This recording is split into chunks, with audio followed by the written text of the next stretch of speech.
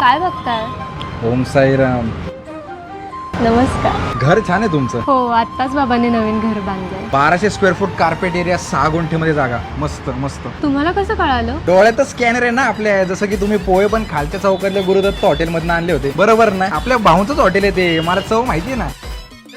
बाकी काय आवडतं तुम्हाला? मी फॅशन डिझायनिंग करते आणि मला कॉस्ट्युम डिझाईन करायला आवडतं. हा का? मग एक काम करा, आमच्या गावची जत्रा आहे, तिथल्या सगळ्या म्हाताऱ्यांची डिझायनर लुगडी शिवून द्या, तुम्हाला कॉन्ट्रॅक्ट देतो ना. अहो तसं नाही, मी मॉडेल्सचे कॉस्ट्युम डिझाईन करते. हा काय? बरं बरं बरं बरं. बाकी तुमचं प्रेम प्रकरण वगैरे काय होतं का? कॉलेजमध्ये पंकज पांडे नावाच्या मुलासोबत होतं, पण त्याने मला चीट केलं.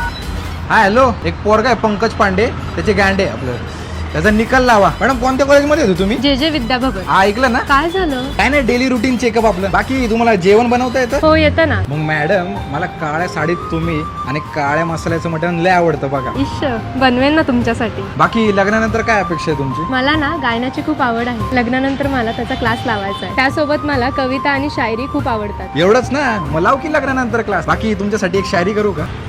इर्शाद. निगाहों से तेरे दिल पर पैगाम लिख दूं, तुम कहो तो अपने स्वादुपिंड पे तुम्हारा नाम लिख दूं. आयो, झापूक झुपूक झालं वाटतं. अहो मॅडम, काय ठरवलं मग? घरच्यांना विचारून सांगते. सैराट झालं